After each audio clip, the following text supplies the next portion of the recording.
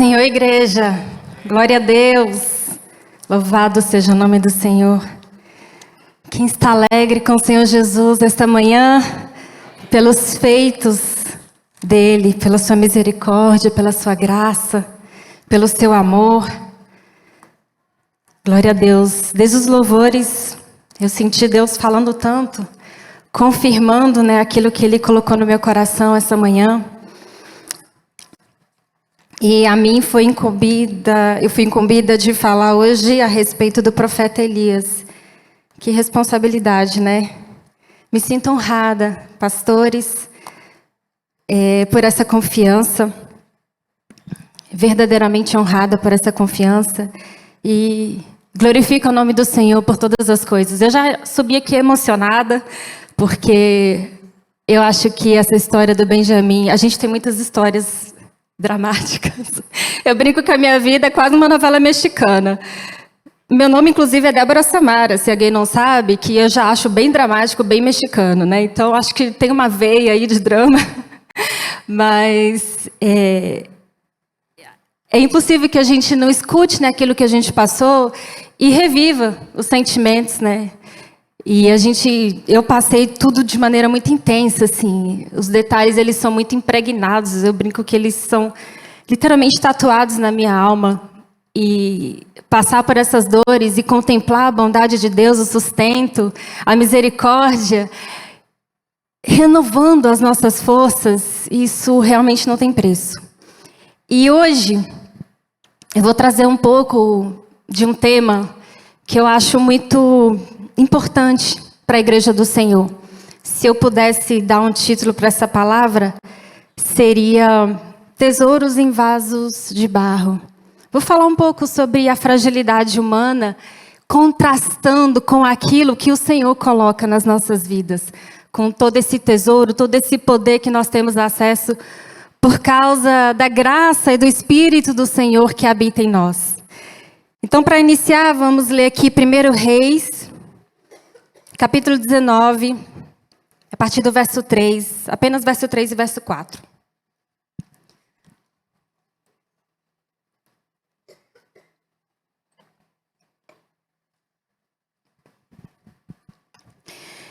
Elias teve medo e fugiu para salvar a vida.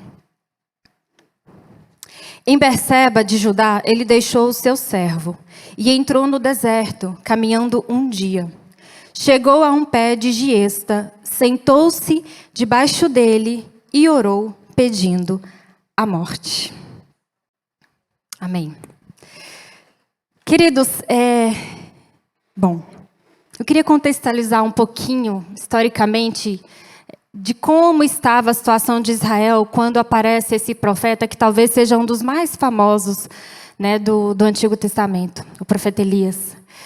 Nesse contexto, em que Deus começa a levantar Elias, ou pelo menos que a gente começa a saber sobre Elias, Israel ele já havia sido dividido. Durante o reinado do rei Salomão, Deus levanta um profeta chamado Aías, que vai profetizar a um homem chamado Jeroboão. E esse homem ele é um oficial de Salomão, do rei Salomão. E ele diz a Jeroboão, na verdade ele pega uma capa que ele estava usando, ele divide essa capa em 12 pedaços, e ele fala para Jeroboão pegar 10 pedaços dessa capa. E ele diz a Jeroboão que ele entregaria 10 tribos nas mãos de Jeroboão para que ele governasse Israel. E as outras 2 tribos, ele deixaria ainda com a dinastia de Davi. E a partir desse momento, a partir do momento que Salomão falece, na verdade, seu filho Roboão assume o reinado, a profecia se cumpre. Por uma movimentação de Deus, o reino é dividido e Jeroboão passa a ser o rei dessas 10 tribos de Israel. E aí fica-se intitulado Israel como Reino do Norte. E a dinastia de Davi continua reinando sobre o Reino do Sul, ou o Reino de Judá, com apenas 2 tribos, que seria a tribo de Judá e a tribo de Benjamim. E isso aconteceu em resposta às atitudes de Salomão, porque Deus, a vida de Salomão começa de uma maneira tão linda, tão bela. A gente vê Deus falando com esse homem, parece que é tão fácil. Ele ouve a voz de Deus, ele tem sonhos, né? Ele passa por experiências tão profundas, constrói o templo do Senhor. O Senhor afirma que estaria com eles quando eles clamassem naquele tempo. O Senhor afirma que os ouviria, que os responderia. Mas, infelizmente, Salomão ele se envolve com mulheres que não eram do agrado do Senhor. Mulheres que o Senhor falou que eles não deveriam se envolver. Então, ele se casa com diversas mulheres, entre elas moabitas, edonitas, mulheres de Sidônio, enfim. E essas mulheres acabam trazendo esses deuses, né, para o cotidiano, para a vida de Salomão, e o coração dele acaba apostatando e ele rende o seu coração a outros deuses, deuses estranhos, né, e perde a sua fidelidade com o Senhor. Então, devido a esse pecado, o Senhor responde dessa maneira, né, diminuindo aí o poderio da dinastia de Davi, mas não exterminando, porque Deus havia prometido a Davi que ele reinaria eternamente, a sua dinastia reinaria eternamente.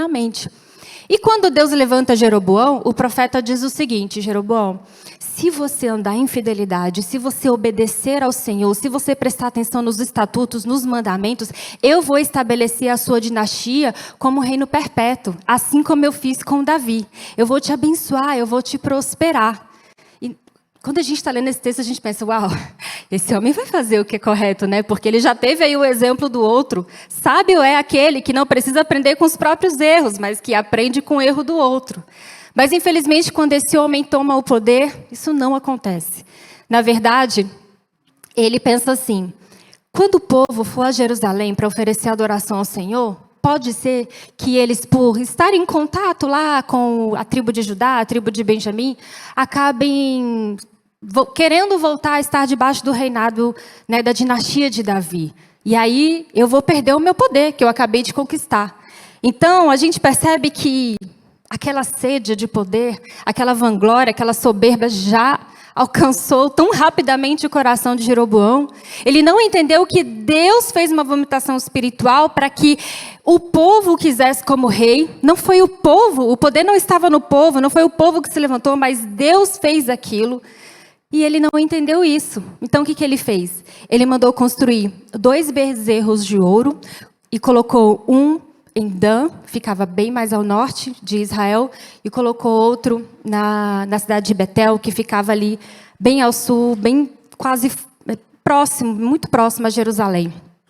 E ele pensou assim: o povo vai fazer as suas ofertas, as suas adorações a esses deuses. E ele ainda foi ousado dizendo que aqueles bezerros de ouro teriam tirado o povo de Israel.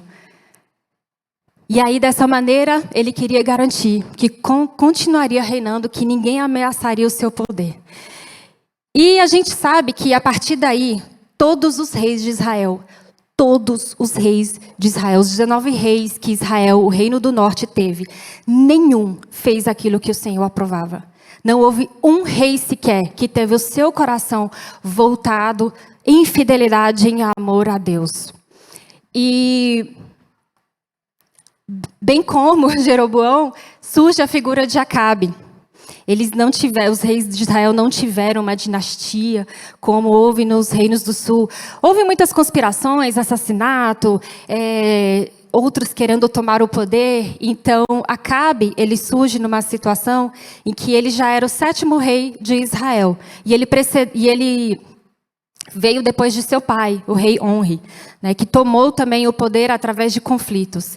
Então, ele vem como 7º rei de Israel, e a Bíblia fala que ele vai andar nos caminhos de Jeroboão, vai fazer tudo de ruim que o Jeroboão fez, né, andou nos exemplos de Jeroboão, mas a palavra fala que ele ainda foi pior.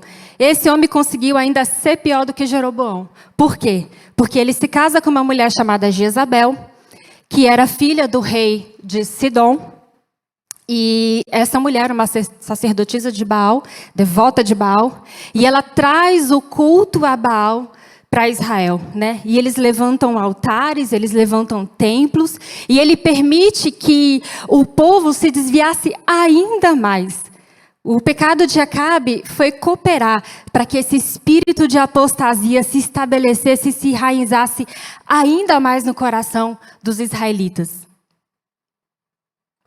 E isso desagradou muito ao Senhor, né? Movido pela, talvez, a manipulação, a Bíblia vai falar que Jezabel era uma mulher muito perversa.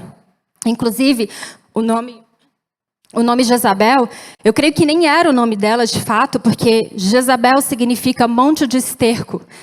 Eu duvido que a mãe dela, quando ela nasceu, colocaria o nome da filha desse jeito, né, gente?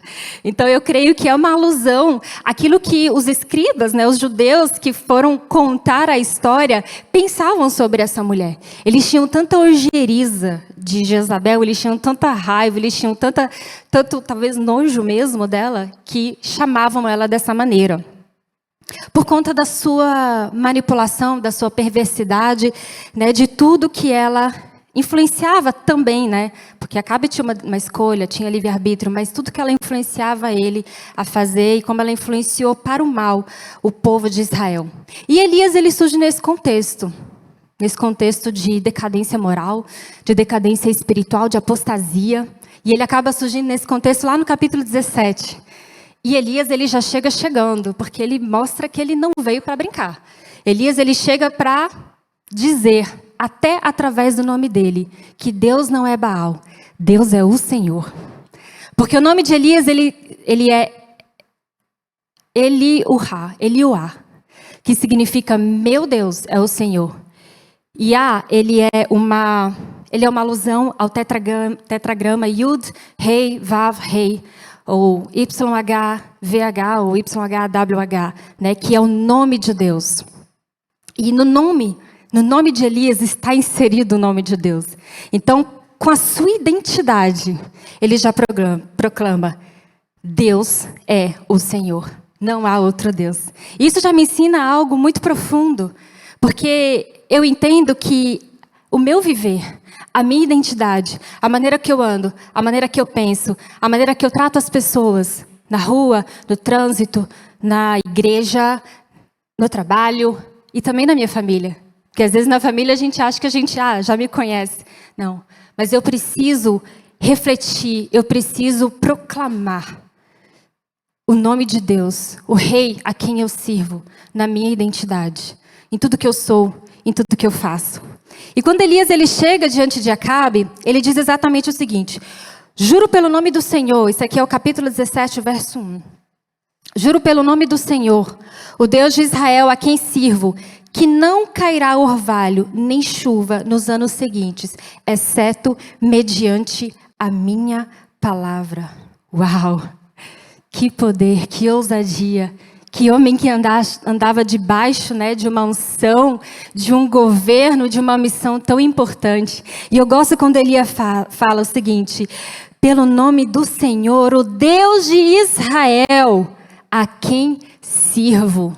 Vocês estão tentando estabelecer um outro Deus sobre esse país, sobre essa nação, sobre os corações dos povos, mas eu estou aqui para confrontar isso. Eu estou aqui para dizer que o Senhor é Deus de Israel e eu sirvo a Ele. Eu não vou me voltar para outros deuses, eu não vou me ajoelhar diante de outros deuses, e eu estou aqui para dizer que eu sou uma resistência. Sabe, queridos, a igreja de Deus ela precisa ser uma resistência nesse mundo atual, onde nós temos visto tantas mentes, tantos corações se submetendo, né, se ajoelhando. Muitas vezes não são a deuses, mas a ideologias que ferem a palavra de Deus, a comportamentos que desagradam e entristecem o nosso Senhor, o Espírito Santo. A gente não sabe mais o que é santo, o que é profano, mistura tudo, né? E não se atenta a obedecer e a conhecer a palavra de Deus, porque às vezes não queremos nem ler. Mas precisamos nos levantar, porque o Senhor nos chamou para ser uma resistência. Assim como Deus chamou o povo de Israel para ser exemplo para as nações de todo o mundo. E a partir desse exemplo, onde Ele daria bênçãos, prosperidade, as pessoas quisessem saber quem é o seu Deus. Por que você é tão abençoado? Por que você é tão próspero? Esse sempre foi o projeto de Deus. O Senhor também deseja que a gente seja assim. O Senhor deseja que as pessoas olhem para a gente e vejam a luz de Jesus brilhar. Nós precisamos ter uma identidade que remete ao reino dos céus. E aí Elias ele vem trazendo esse juízo sobre a nação. Mas quando Elias fala isso, ele está trazendo um juízo, sobretudo, sobre esse Deus Baal. Ele queria envergonhar Baal. Da mesma maneira, a semelhança como Moisés fez lá nas 10 pragas do Egito, porque cada praga ela serviu para envergonhar um deus egípcio, da mesma maneira, Elias dá essa sentença para humilhar esse deus Baal. Por quê? Porque eles acreditavam que Baal era um deus que governava as chuvas, as tempestades, o orvalho e, por consequência, a fertilidade, né? Sem chuva, não teria como as plantações crescerem, não haveria provisão sobre a nação. Então, Elias ele vai ali no ponto central da coisa. Não vai ter chuva, exceto mediante a minha palavra. E provavelmente eles ficaram ali muito tempo clamando, orando, dando ofertas, sacrificando a Baal, rogando por essa chuva. E nada acontecia. Porque Elias queria mostrar para o povo que Deus, o Senhor, é o Deus que governa todas as coisas. Ele é o Deus que governa toda a criação. A gente não precisa estar buscando deusezinhos específicos dos assuntos. Nós temos um Deus soberano sobre todas as coisas. Nós não precisamos estar buscando o nosso Senhor da cura, o nosso Senhor da prosperidade, o nosso Senhor do casamento, o nosso Senhor da sei lá o quê. A gente gosta de dar muitos temas, muitas especialidades para os deuses para agir na nossa vida. O nosso Senhor é o Deus que governa sobre todas as coisas. Nós já temos um Deus que governa sobre todo e qualquer assunto. E devemos render a Ele e colocar diante dEle a nossa confiança. E depois que Elias entrega essa sentença, ele foge. O Senhor o avisa que ele deveria fugir. E a palavra de Deus vai dizer que ele vai se esconder num riacho, chamado Riacho de Querite. E naquele riacho ele passa algum tempo e começa a viver um sobrenatural de Deus. Deus começa a prover na vida de Elias verdadeiramente. A palavra de Deus vai dizer que corvos levam pão para ele e ele mata a sede tomando da água do riacho. Mas depois de algum tempo de estiagem, era esperado que o rio secasse. De fato isso acontece. Então Elias acaba indo para Sidom, que coincidentemente era a cidade natal de Jezabel. E Deus prepara uma mulher viúva, que só tinha um filho, para que ele ficasse ali durante um tempo na casa daquela mulher. E também, de maneira milagrosa, Deus sustenta aqueles 3, Acabe, a viúva e seu filho, porque Ele provê que não falte farinha e nem azeite na casa daquela mulher. Passados 3 anos, o Senhor volta a falar com Acabe e fala, Acabe, você precisa voltar. E eu quero que você confronte... Desculpa, Elias. Passados 3 anos, o Senhor fala novamente com Elias e fala, você precisa voltar. E eu quero que você se apresente a Acabe e você vai fazer uma proposta para ele. E Elias volta, diante de Acabe e fala o seguinte, olha, o que você acha da gente se reunir no Monte Carmelo?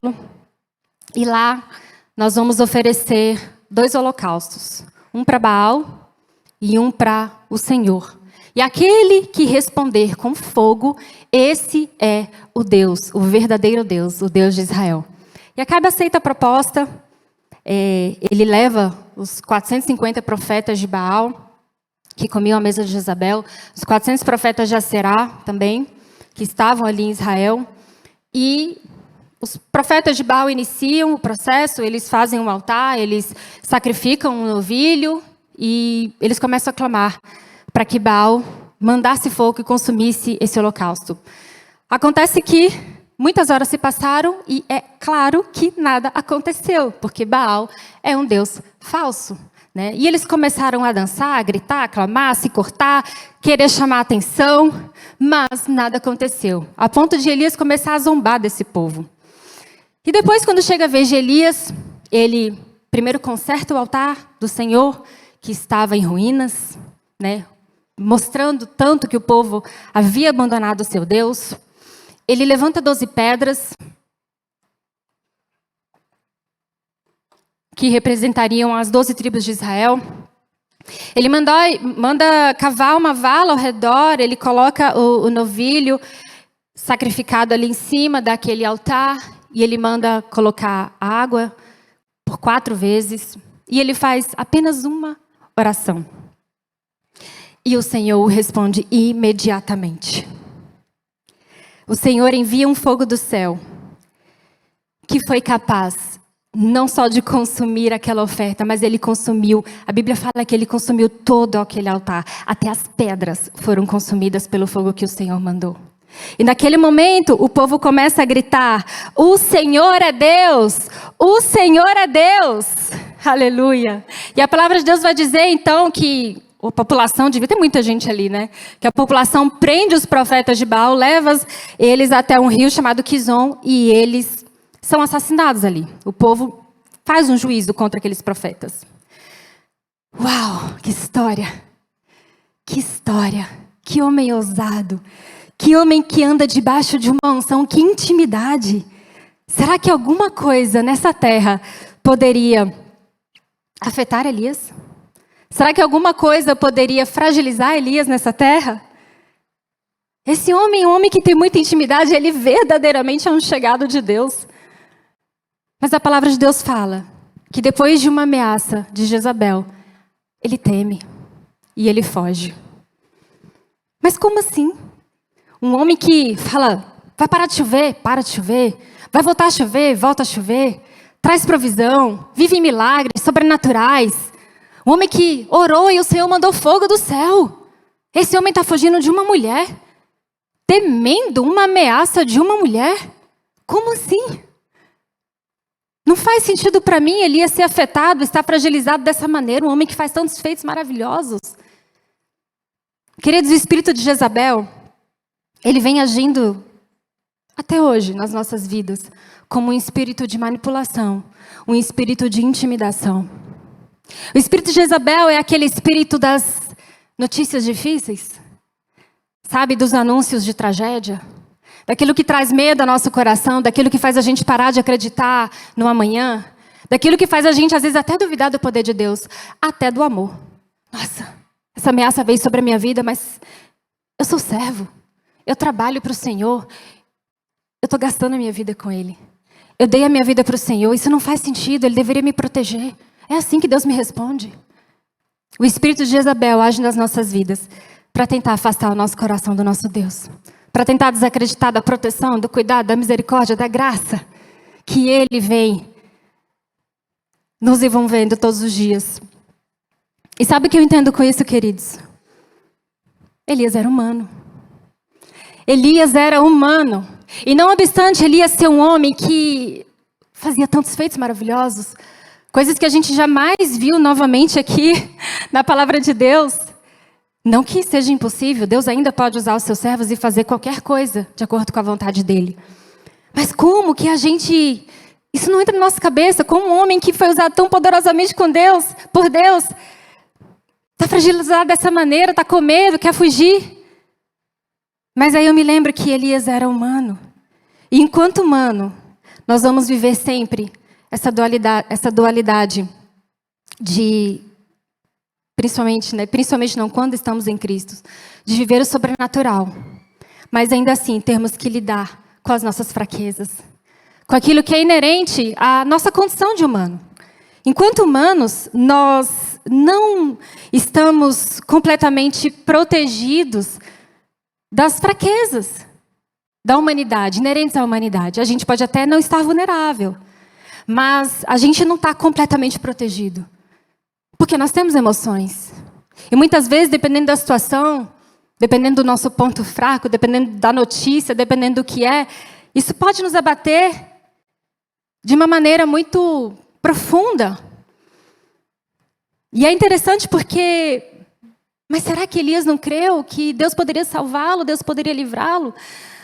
Elias orava e movimentava o mundo espiritual, e isso se materializava na terra. Elias tinha uma autoridade profunda. Mas Elias ainda não tinha governo sobre algo, sobre as suas emoções. E muitas vezes a gente nessa caminhada, eu creio muito que nós somos assim como a terra de Israel, que nós vamos conquistando para o Senhor pouco a pouco. À medida que nós vamos avançando, Deus vai nos iluminando novos caminhos, novos lugares que precisam ser conquistados para Deus. E muitas vezes a gente já conseguiu entregar, por exemplo, as nossas finanças para o governo de Deus. A gente já conseguiu entregar o nosso casamento, o nosso trabalho. A gente conseguiu entregar a maternidade, a paternidade, áreas da nossa vida para o governo de Deus, mas muitas vezes a gente não conseguiu ainda entregar as nossas emoções. E quer saber, o Senhor, Ele sabe disso.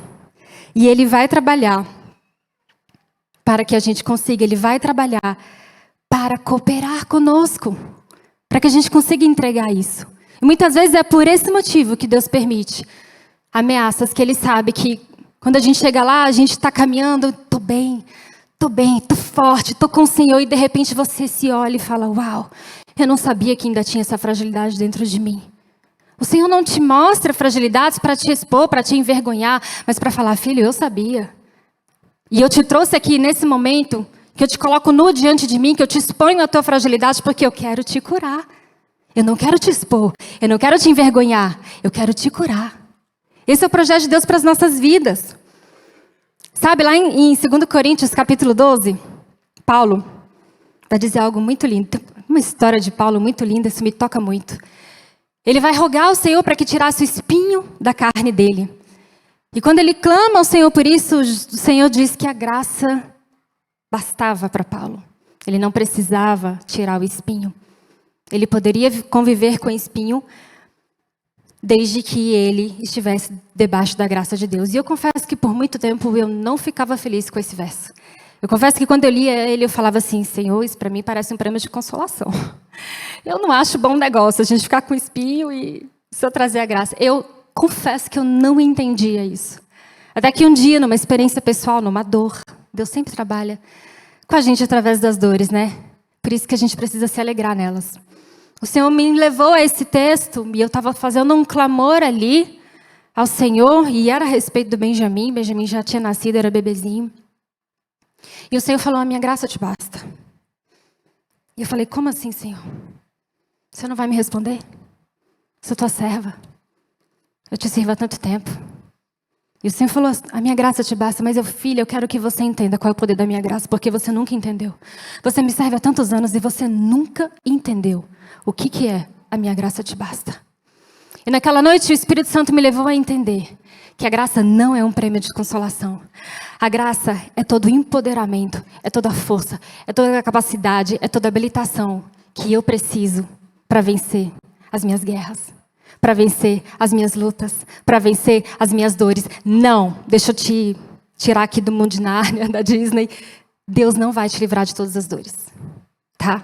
Se você veio para o Evangelho achando que ia ser um negócio, que você ia fazer uma aliança com Jesus e pronto, tua vida está garantida. Tá mesmo, você vai ser salvo. Você tem um reino agora, você tem um Deus que trabalha, todo poderoso, El Shaddai, que trabalha ao teu favor. Mas Ele não vai te livrar de todas as dores. Porque as dores, elas nos amadurecem. Porque Deus tem propósito nas nossas dores. E aí, Paulo vai dizer o seguinte. Depois que ele tem essa revelação do Senhor, ele fala a frase que eu considero a frase mais ousada que eu já vi na minha vida. Ele fala em 2 Coríntios, segunda carta aos Coríntios, capítulo 12, verso 9 e 10. Portanto, eu me gloriarei ainda mais alegremente em minhas fraquezas, para que o poder de Cristo repouse em mim. Por isso, por amor de Cristo, regozijo-me nas fraquezas, nos insultos, nas necessidades, nas perseguições, nas angústias. Pois quando sou fraco, é que sou forte. Aleluia. Sabe por quê, queridos? Sabe por que quando eu sou fraco é que sou forte? Que na nossa mente humana, parece tão sem sentido isso. Só que na minha fraqueza, eu encontro algo que eu não encontro na minha unção. Na minha fraqueza, eu encontro algo que eu não encontro na minha habilidade.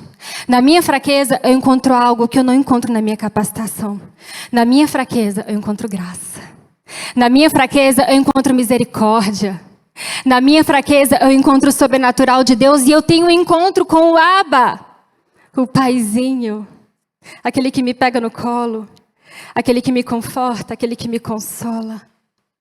Aleluia. E é por isso que nós devemos ser capazes de nos gloriar nas nossas fraquezas. Porque Cristo é revelado e glorificado através das nossas fraquezas. E aí, voltando para Elias, ele vai para o deserto. Diante dessa situação, a gente tem fortes indícios para crer que Elias entra numa profunda depressão. E ele foge para o deserto, e ele fala para o servo dele, não vem comigo, fica aí, quero ficar sozinho. Ele começa a ter a atitude de uma pessoa que está em depressão. E a palavra de Deus vai dizer que Elias, ele adentra ao deserto, e ele se senta embaixo de um pé de giesta. E queridos, esse arbusto giesta, é um arbusto que existe vários tipos de giesta, mas existe a giesta brava. Eu creio que a Bíblia estava falando sobre a giesta brava por causa dos aspectos envolvidos no texto. A palavra vai dizer que Elias se senta debaixo desse arbusto e que ele vai fazer uma oração ao Senhor e vai pedir a morte. E sabe, a giesta brava, ela é um arbusto que ela é venenosa. As flores e as sementes da giesta, se você consumir, você vai morrer. Você vai ter uma toxina, né, que vai invadir teu organismo e você vai morrer. E eu me pergunto se Elias, naquele momento, quando ele senta debaixo daquele pé de giesta e ele pede a morte, se não passa pela cabeça dele comer do fruto, da folha, da flor desse arbusto. Nossa, Débora, mas o que você está falando, um homem de Deus não faria isso. Queridos, nós somos humanos. Homens de Deus também são humanos. Homens de Deus também passam por dores, eles também têm confusões, eles também têm questionamentos, eles também têm conflitos. E é por isso que nós precisamos orar pelos homens de Deus, pelos líderes da nossa igreja, da nossa nação. Porque esses homens, Deus os levanta para confrontar grandes potestades. Quando Deus levantou Elias para confrontar Acabe, Jezabel e uma potestade chamada Baal, que estava desviando o coração do povo dele do Senhor. E o Senhor diz o seguinte, aqui no verso 18, ele fala o seguinte. Elias fala assim, ó Senhor Deus, capítulo 18, verso 36. Ó Senhor Deus de Abraão, de Isaque e de Jacó, que hoje fique conhecido que tu és Deus em Israel e que sou o teu servo e que fiz todas essas coisas por tua ordem. Responde-me, ó Senhor, responde-me, para que este povo saiba que tu, ó Senhor, és Deus e que fazes o coração deles voltar para ti. O projeto de Deus para Israel não era só falar, ei, vocês estão me desbancando como Deus, mas eu sou Deus, vocês precisam reconhecer a minha divindade. Não. O projeto do Senhor era mostrar para eles que Ele era Deus, mas era conquistar de volta o coração do seu povo. Olha que Deus lindo. Olha que Deus de amor, olha que Deus de misericórdia. E esse homem se levanta para confrontar essa potestade. Ele foi abatido pela fragilidade humana. Para aquele ponto ainda em que Deus não tinha o governo, mas que teria. Então nós precisamos orar pelos nossos líderes, porque eles têm fragilidades, eles têm fraquezas, eles também têm dores, lutas, guerras, problemas, conflitos. Não é só você. Eles são poderosamente usados por Deus, mas lembre-se, são tesouros em vaso de barros. Tesouros em vaso de barro. Deus dá unção, Deus dá poder, Deus dá graça, mas ainda são barro. Enquanto estiverem nessa terra, será dessa maneira. E a gente se lembra que, embora ele seja um grande homem de Deus, ele é pó. E Deus queria que a gente soubesse que Elias era pó. Deus queria que a gente soubesse dessa fragilidade. Mas aí, o que acontece? Elias está lá debaixo daquele arbusto, pensando se come ou não do veneno daquela planta. E muitas vezes a gente se senta debaixo de sombra, de dores, de traumas, de problemas, de conflitos que vão envenenando a nossa alma. Mas não é isso que o Senhor tem para nós. Ele não quer que a gente pare, paralise, durma. O dormir aqui fala de um estado espiritual. O Senhor nos quer despertos. Ele não quer que a gente se paralise por causa dos traumas, das dores. Porque às vezes a gente fica só regurgitando essas coisas. Ai, Senhor, o Senhor permitiu que isso acontecesse. Como o Senhor foi capaz? Ai, Senhor, que dor. Ai, Senhor, o Senhor não livrou meu filho de ter uma síndrome. Eu confesso aqui, sou a primeira a falar, gente, eu tive questionamentos com Deus muito profundos. O Senhor sabe. Eu falava, Deus, como assim? O Senhor livra todo mundo? Por que o Senhor não livrou a gente? A crente da vida toda. Ministra de louvor, sei lá quantos anos, líder de louvor por 5 anos. De repente eu me vi cheia de conflitos e questionamentos. Quando eu recebi o primeirozinho diagnóstico do bem, que ainda nem era um diagnóstico fechado, eu estava com 12 semanas de gravidez. A gente fez um exame chamado translucência nucal, e deu alterado, e a médica falou para mim, olha, o seu filho, ele ou vai ter síndrome de Down, ou ele vai ter uma cardiopatia severa, ou ele vai ter outra síndrome. Mas você tem a opção de abortar. A gente pode fazer um encaminhamento para você, eu faço um laudo e você pode abortar essa criança. Desse jeito, fria, sem sentimento. E quando eu vi aquelas palavras, eu literalmente entrei num estado de choque. Parecia que eu não estava nem mais ali. O Rafael começou a conversar com essa médica, discutir, e parece que eu saí, meu espírito saiu do meu corpo, estava só o corpo ali. Eu não conseguia pensar, eu não conseguia falar, ele não conseguia reagir. E por 2 dias eu fiquei debaixo do arbusto de giesta, envenenando a minha alma com as palavras daquela médica. Eu não conseguia reagir. Eu não conseguia falar. Eu não tinha força na minha voz, literalmente, gente, para falar. Mas sabe o que eu aprendo com a história de Elias? Deus ama os servos dele, aqueles que são fiéis. E quando Elias está ali debaixo daquela giesta, pensando se envenena ou não, ao invés daquele alimento, Deus envia um anjo com pão e água. Ele fala, filho, você não vai se alimentar disso não. Você vai se alimentar daquilo que eu tenho para você. E eu lembro que 2 dias depois que eu estava nesse estado, chegou o momento que o Rafael me sacudiu e falou, Débora, reage. Eu não conseguia, eu não tinha força. Eu estava em choque. Eu lembro que eu estava na minha casa e eu recebi uma ligação de um pastor. E ele falou, minha filha, eu quero orar por você. E quando ele começou a orar, eu literalmente caí no chão sem forças. E naquele momento eu tive uma visão. Era como se um anjo viesse e derramasse um pau dourado sobre mim. E a partir daquele momento eu me levantei. E eu falei, chorar não. Agora eu vou marchar, agora eu vou clamar, agora eu vou adorar. Eu tenho recursos, eu tenho um Deus de misericórdia e eu sei que Ele vai vir ao meu favor. O Senhor enviou pão, o Senhor enviou água, porque eu tinha uma longa jornada pela frente e Ele sabia. Eu estava desolada. Eu estava aqui como o significado do Monte Horebe, para onde Elias vai. Horebe significa desolado, seco. Era assim que eu estava. Mas o Senhor, Ele me proveu de alimento, de força, para eu continuar a minha jornada, que seria longa.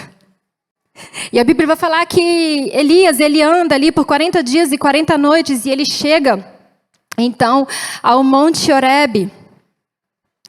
E quer saber de uma coisa, queridos? Elias recebeu um pão e uma água do céu, que deu forças e aliviou. Mas Elias ainda não estava curado. E durante esse processo, Elias viveu coisas sobrenaturais. Ele não parou de viver coisas sobrenaturais porque a sua alma estava ferida, porque as suas fragilidades estavam expostas. Deus não parou de se manifestar para Elias por causa disso. Sabe por quê? Porque o nosso Deus de amor não é um Deus que nos quer quando somos fortes, para nos usar, para profetizar, para abençoar a igreja e a nação. E depois, quando a gente fica doente emocionalmente, Ele nos despreza. Não! Deus, Ele nos ama, Ele é amor.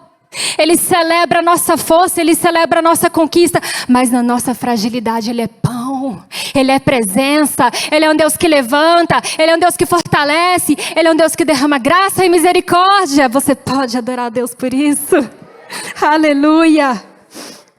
E Elias chega naquele Monte Horebe, desolado, seco. E a Bíblia fala que ele vai entrar ali numa caverna. E a partir desse momento, Deus faz uma pergunta para Elias. Ele fala, Elias, o que você está fazendo aqui? E assim, na minha visão, Deus começou uma sessão de terapia com Elias. E eu acho maravilhoso. Eu acho que terapia faz bem para todo mundo. Né? Porque a terapia, ela começa assim, com uma pergunta. Como foi seu dia? Como foi sua semana? E aí a gente começa a falar as coisas que aconteceram e de repente a gente percebe que teve um detalhe ali, que era um nó, que a gente nem estava vendo que estava virando um conflito na nossa alma, mas a gente conseguiu falar, conseguiu expor, aí a gente conseguiu ver a graça de Deus. A gente consegue enxergar coisas que a gente não consegue ver, porque às vezes não fala, não expõe, não bota para fora. E Deus, Ele está instigando Elias a botar o que angustiava a alma dele para fora. Porque até o momento, Elias está calado. A única coisa que Elias falou para o Senhor foi, eu quero morrer. Só isso. Mas ele não falou de fato o que estava engasgado na alma dele. Então Deus, ele motiva Elias, ele fala, o que você está fazendo aqui? E aí Elias responde assim para o Senhor: tenho sido muito zeloso pelo Senhor, o Deus dos exércitos. Era até aquele momento como ele conhecia Deus. Os israelitas rejeitaram a tua aliança, quebraram os teus altares e mataram os teus profetas à espada. Sou o único que sobrou e agora também estão procurando matar-me. Uau! Conseguiu botar para fora, graças a Deus. Às vezes tudo que a gente precisa é botar para fora, é desabafar. E Deus fez todo esse movimento para fazer esse homem abrir a alma dele, porque ele não estava conseguindo abrir. Mas Deus queria. Deus já sabia, claro, ele sabe todas as coisas. Mas talvez Elias não conseguisse sondar os seus sentimentos e realmente entender o que estava acontecendo com ele.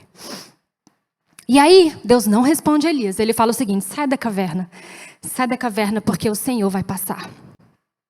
Sabe, queridos, muitas vezes Deus permite sim que a gente vá para a caverna.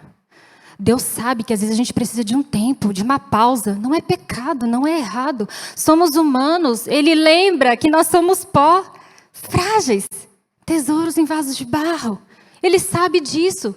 E Ele permite, Ele dá o nosso tempo. Deus para ali todos os projetos para organizar a bagunça de Elias. Esse homem passa 40 dias andando no deserto. 40 na palavra de Deus fala a respeito de um tempo para que algo se irrompa nas nossas vidas.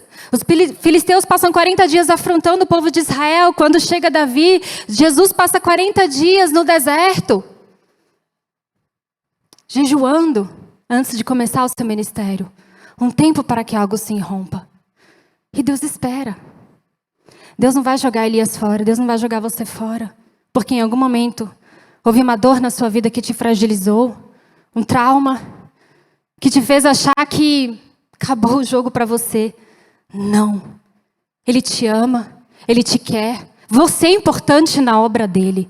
Ele quer usar todas as habilidades que Ele te deu, mas melhor. Ele quer melhorar. Ele quer promover. Ele quer te entregar mais capacitação na presença dEle. Então Deus, Ele permite que a gente fique nas cavernas, mas Ele está ali nos convidando para sair. Só que tem uma coisa, Deus não arranca a gente das cavernas. Não. A gente precisa querer sair com as nossas perninhas. E se tem uma coisa que eu admiro em Elias, é que Elias é muito obediente. Ele está cheio de dor, cheio de conflitos, cheio de medo, mas o Senhor fala, vai ali, faz aquilo. Não, não, não. Ele faz. Elias faz. Ele é obediente. Ele poderia ficar na caverna. Senhor, eu não quero me expor. Senhor, eu não quero. Senhor, eu prefiro aqui, sem contato com ninguém. Assim ninguém vai me ferir. Assim ninguém vai ver o quanto eu tenho dificuldade para falar, para cantar, para pregar, para amar, para abraçar, para dizimar. Assim ninguém vai ver as minhas mazelas. Assim ninguém vai ver as minhas fragilidades. Só que deixa eu falar uma coisa, querido. Na caverna não tem luz.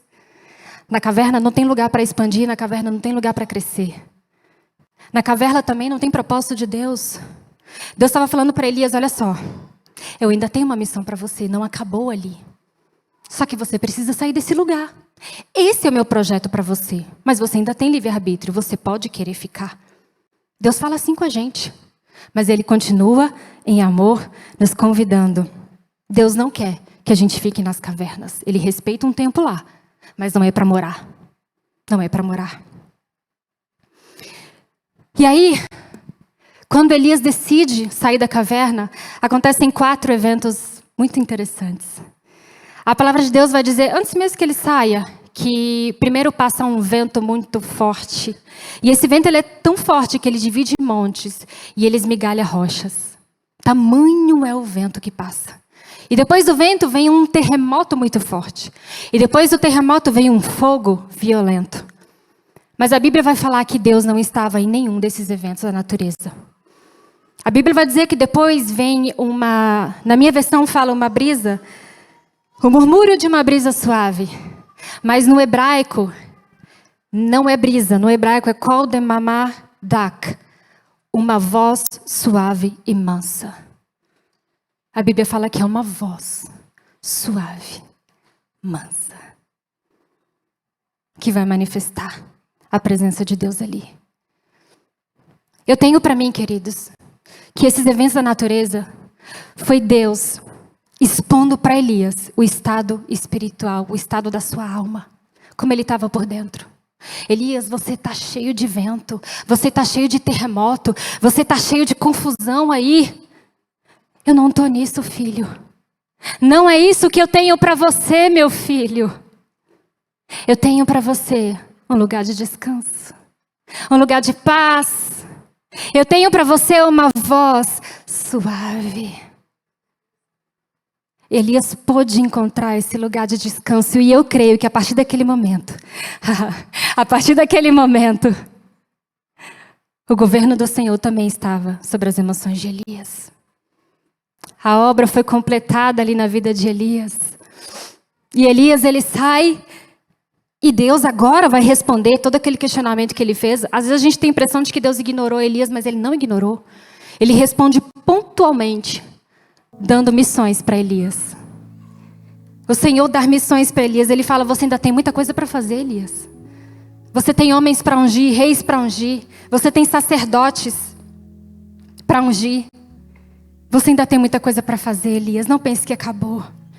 Eu ainda quero te usar. A dor que você passou não veio para te paralisar. Deus não permitiu essa dor porque Ele tem raiva de você e porque Ele ama o vizinho e você não. Deus permitiu essa dor porque Ele quer fazer você entender que você precisa entregar o governo da sua vida por inteiro a Ele. Eu gosto muito de contar isso, porque é algo que edifica muito a minha vida. Talvez eu já tenha contado aqui em outro momento. Mas a Bíblia fala que o Senhor nos compara, quer fazer de nós como carvalhos. Carvalho de justiça, eu acho que é Isaías 60, se eu não me engano. E por que como carvalhos? O carvalho, queridos, ele é uma planta que ele é propícia para regiões de tempestades. Ele nasce em regiões onde há muitas tempestades. Mas por quê?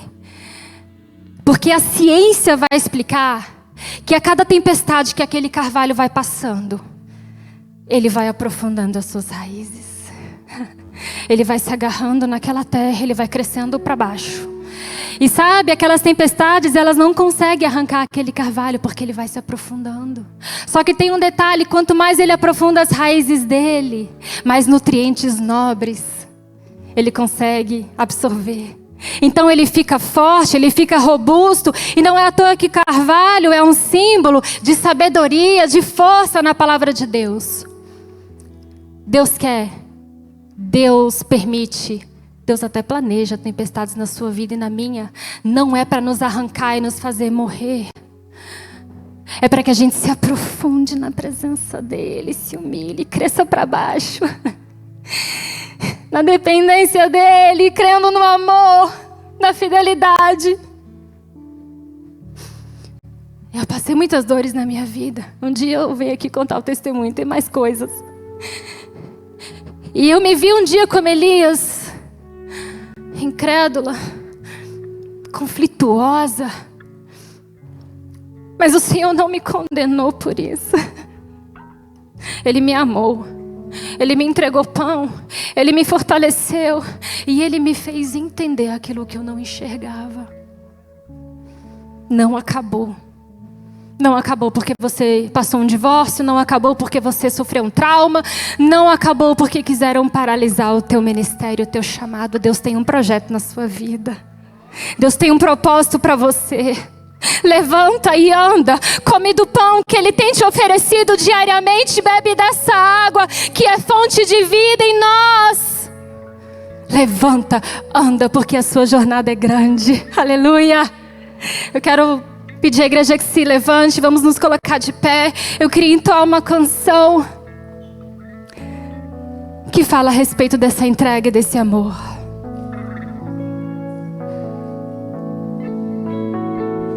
Aleluia, Jesus.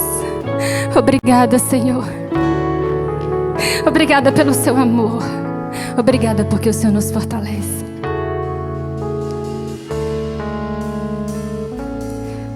E do meu coração seja minha fortaleza, minha fonte eterna és, oh, minha canção. canção.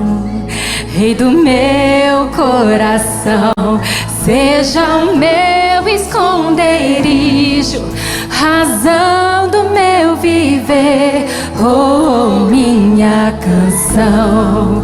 Tu és bom, bom, bom.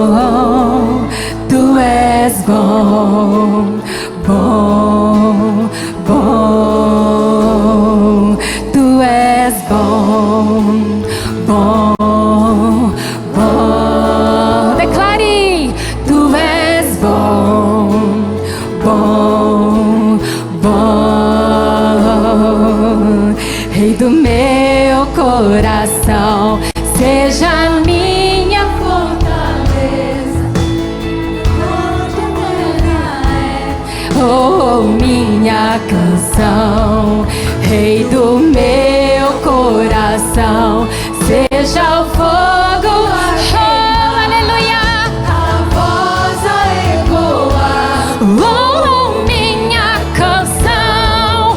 Tu és bom, declare, oh, não importa, tu és bom, é bom, bom,